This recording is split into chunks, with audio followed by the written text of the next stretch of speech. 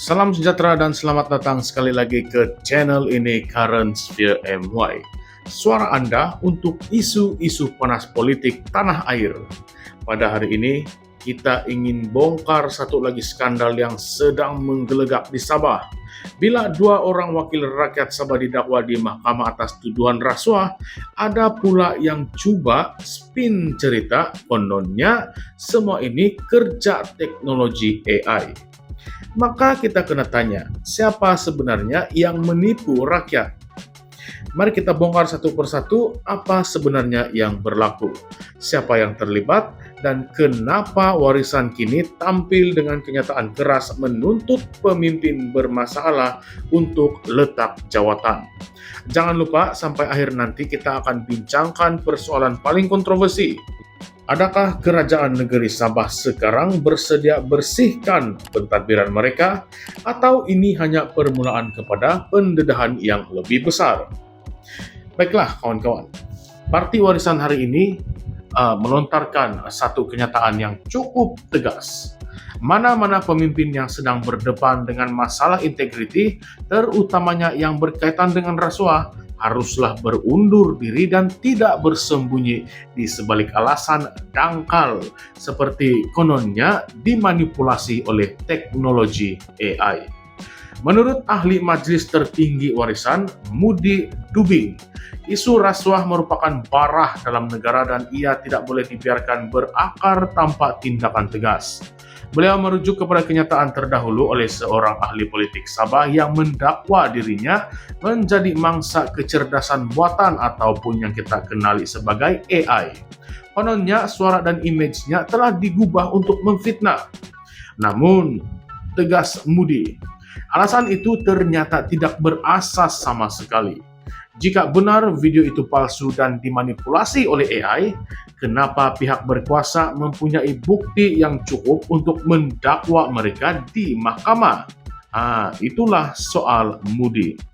Isu ini timbul selepas dua ahli Dewan Undangan Negeri Sabah yaitu Andi Muhammad Suryandi Bandi, Adun Tanjung Batu, dan juga Yusof Yaakob Adun Sindumin bersama seorang ahli perniagaan dari Selangor, Tay Jian Cheng atau dikenali sebagai Albert Tay, didakwa di Mahkamah Session Kota Kinabalu atas tuduhan menerima dan juga memberi rasuah.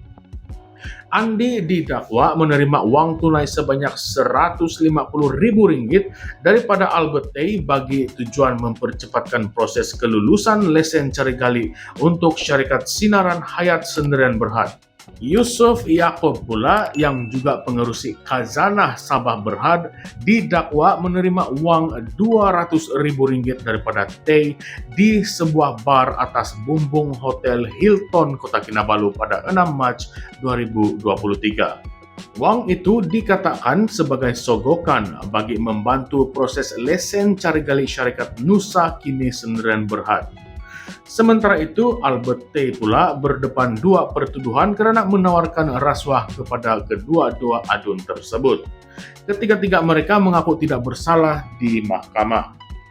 Perlu diingat, ini bukan kali pertama Yusof Yaakob mencetuskan kontroversi. Pada November tahun lalu, beliau pernah mendakwa bahwa ahli politik ini sering diserang oleh musuh melalui berbagai taktik termasuklah manipulasi suara dan video menggunakan teknologi AI.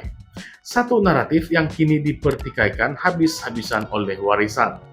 Menurut Mudi Dubing, alasan menggunakan AI ini bukan sahaja menghina intelektual rakyat Sabah, tetapi juga satu percubaan untuk mengaburi kebenaran. Rakyat tidak bodoh, mereka menuntut kejujuran, bukan sandiwara, katanya lagi. Beliau juga menegaskan bahwa Yusof Yaakob telah memalukan dirinya sendiri dan pentadbiran yang menantiknya, bukannya menjadi mangsa mana-mana konspirasi luar. Warisan menyifatkan penglibatan individu seperti Yusof dan juga Andi sebagai pengkhianatan terhadap kepercayaan rakyat Sabah yang selama ini mahukan perubahan dan kepimpinan yang bersih. Yang seterusnya, Mudi Dubing menutup kenyataannya dengan 3 mesej yang penting. Yang pertama, pemimpin bermasalah integriti wajib berundur. Yang kedua, Jangan lindungi mereka dengan naratif teknikal yang dangkal. Dan yang terakhir, rakyat menuntut ketulusan dan bukanlah sandiwara murahan.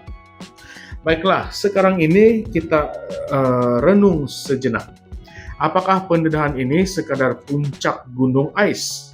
Kalau dua adun boleh didakwa hari ini, berapa ramai lagi yang sedang menyembunyikan skeletons in the closet?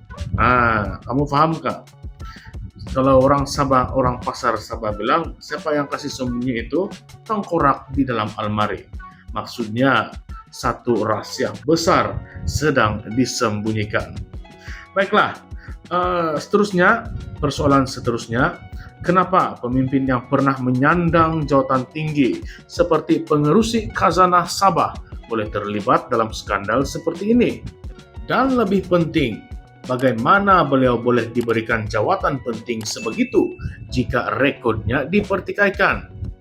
Persoalan kontroversi yang seterusnya, adakah alasan AI hanya dicipta untuk menutup kebusukan sebenar yang berlaku dalam pentadbiran? Dan adakah wujud tekanan politik untuk melindungi mereka yang terpalit? Nah, ini membawa kita kepada satu persoalan yang besar. Sejauh mana sebenarnya komitmen kerajaan negeri Sabah untuk melawan rasuah secara total tanpa memilih bulu? Atau mungkinkah ada lagi nama besar yang sedang menunggu masa untuk didedahkan? Siapa tahu.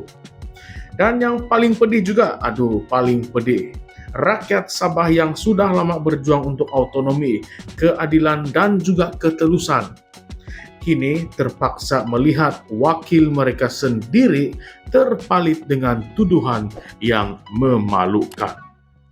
Baiklah sahabat-sahabat semua, inilah realiti politik yang kita kena hadap. Kita sudah tidak boleh lagi benarkan pemimpin memainkan persepsi dan naratif palsu untuk lari dari tanggung jawab. Sudah tiba masanya rakyat Sabah dan seluruh Malaysia membuka mata. Siapa yang benar-benar berjuang dan siapa yang hanya pandai berlakon. Jadi, apakah pendapat Anda semua? Adakah alasan AI ini sekadar helah terakhir untuk mereka menyelamatkan diri? Patutkah mereka ini terus dibenarkan memegang jawatan ataupun perlu berundur serta-merta?